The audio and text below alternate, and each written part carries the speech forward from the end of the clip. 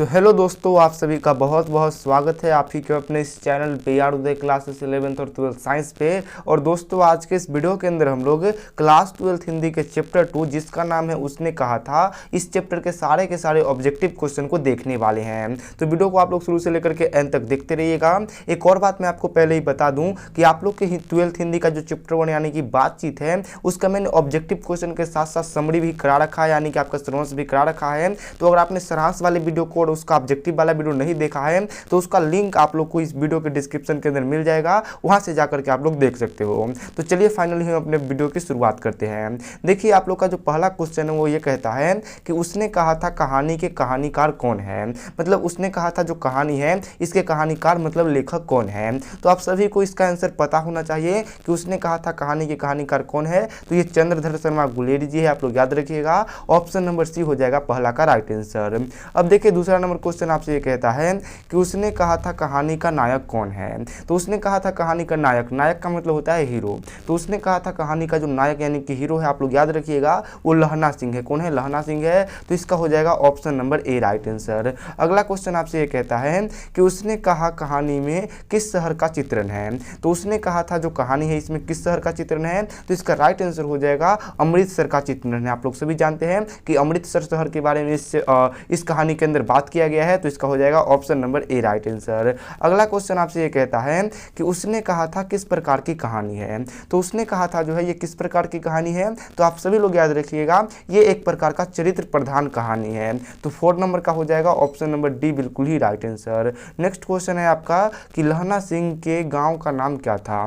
तो लहना सिंह जो थे उनके गांव का नाम क्या था, तो उनके गांव का नाम था मांझी। आप लोग याद रखिएगा। 5 का हो जाएगा option number B right answer. अगले क्वेश्चन की ओर बढ़ते हैं। अगला क्वेश्चन आपसे ये कहता है कि लहना सिंह किस पद पर था। तो लहना सिंह जो थे वो किस पद पर थे, तो आप लोग याद रखिएगा कि आर्मी में एक पद होता है जमादार, और लहना सिंह जो थे वो जमादार के पद पे थे। तो 6 नंबर क्वेश्चन का हो जाएगा option number C right answer. अब हम लोग बढ़ते हैं 7वें नंबर क्वेश्चन की ओर। तो 7वां नंबर क्वेश्चन आपसे ये कहता है कि लहना सिंह की मृत्यु किसकी गोद में हुई थी। तो देखिए, युद्ध के दौरान जो लहना सिंह थे उनकी मृत्यु हो गई थी। तो उनकी जो मृत्यु हुई थी ये किसके गोद में हुई थी, ये आप लोग को बताना है। तो याद रखिएगा कि लहना सिंह की जो मृत्यु हुई थी वो वजीरा सिंह के गोद में हुई थी। तो इसका क्या हो जाएगा ऑप्शन नंबर बी बिल्कुल ही राइट आंसर। अब हम लोग बढ़ते हैं अगला क्वेश्चन की ओर। तो अगला क्वेश्चन आपसे ये कहता है कि पलटन का विदूषक कौन था। देखिए, विदूषक का मतलब होता है हंसाने वाला।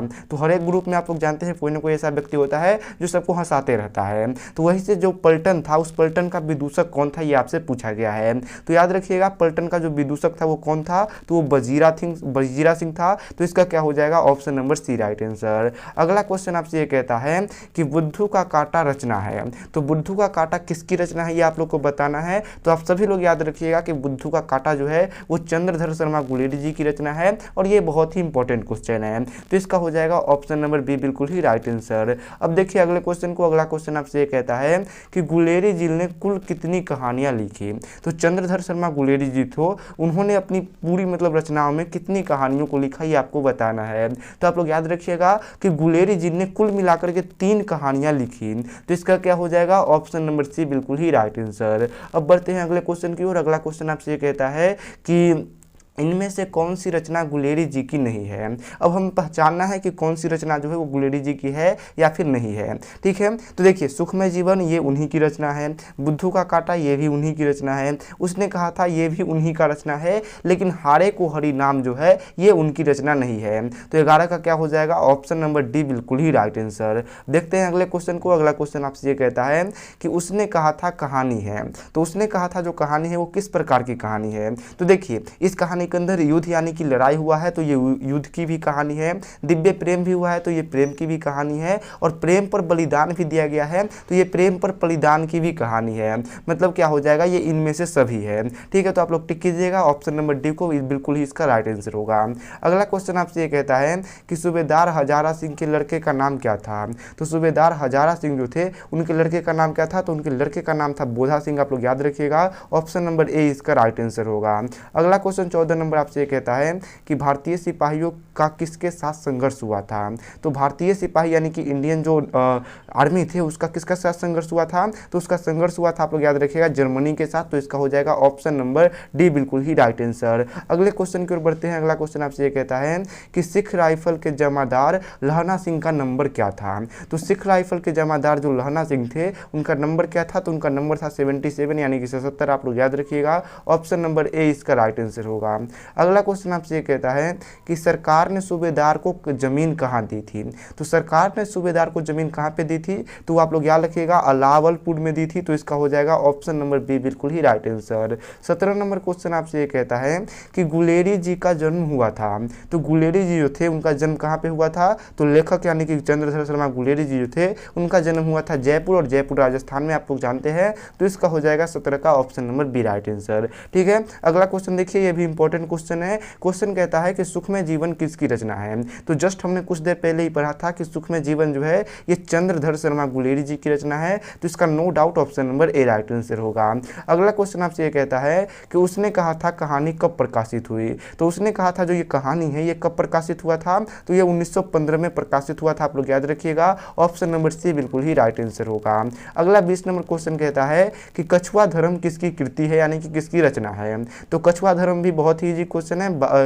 ये किसकी रचना है, तो ये चंद्रधर शर्मा गुलेरी जी की रचना है। तो इसका हो जाएगा option number D right answer. अगला क्वेश्चन आपसे ये कहता है कि कुडमाई का अर्थ होता है। तो कुडमाई का क्या अर्थ होता है, तो आप लोग याद रखिएगा कि जो कुडमाई होता है उसका अर्थ होता है मंगनी। ठीक है, तो इसका आप लोग याद रखिए यहाँ पे मांगनी है, इसको मंगनी कर दीजिएगा। ऑप्शन नंबर ए इसका राइट आंसर होगा। अगला क्वेश्चन आपसे ये कहता है कि पुरानी हिंदी किनकी रचना है।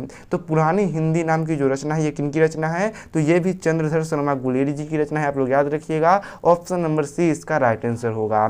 अगला क्वेश्चन आपसे ये कहता है कि बोधा सिंह कौन था। तो बोधा सिंह कौन था, तो आप सभी लोग याद रखिएगा कि बोधा सिंह जो था वो सूबेदार हजारा सिंह का बेटा था।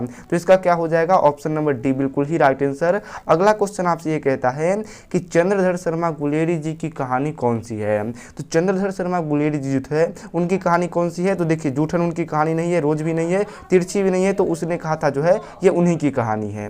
ठीक है, अब हम लोग बढ़ते हैं अगले क्वेश्चन की ओर। अगला क्वेश्चन आपसे ये कहता है कि कौन सी कहानी चंद्रधर शर्मा गुलेरी जी की लिखी हुई नहीं है। तो देखिए अगर आप लोग इन चारों में से देखोगे तो ये जो कफन नाम का कहानी है ये चंद्रधर शर्मा जी की लिखी हुई कहानी नहीं है। अगले क्वेश्चन की ओर बढ़ते हैं। अगला क्वेश्चन आपसे कहता है कि गुलेरी जी किस गांव के मूल निवासी थे। तो गुलेरी जी गुलेर गांव के मूल निवासी से, आप लोग याद रखिएगा ऑप्शन नंबर 20 का राइट आंसर होगा।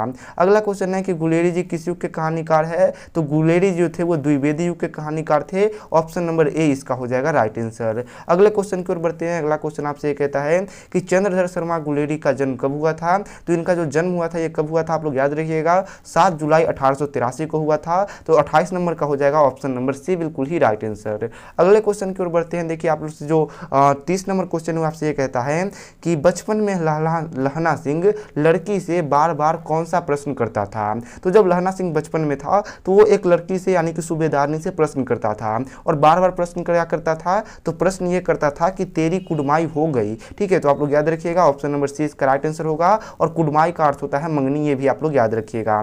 देखिए अंतिम क्वेश्चन यानी कि 30 नंबर क्वेश्चन आपसे ये कहता है कि अमृतसर में लहना सिंह के कौन थे। तो लहना सिंह यानी कि आपके जो जमादार लहना सिंह थे उनके अमृतसर शहर में कौन थे, तो उनके मामा रहते थे। आप लोग याद रखिएगा इसका हो जाएगा option number C right answer. तो चलिए दोस्तों, होप करते हैं कि आपको ये वीडियो पसंद आया होगा। अगर आपको ये वीडियो पसंद आया होगा तो आप लोग वीडियो को लाइक जरूर कीजिएगा। ठीक है, और अपने दोस्तों के साथ इस वीडियो को शेयर भी कीजिएगा। मिलते हैं आपसे नेक्स्ट वीडियो में, तब तक के लिए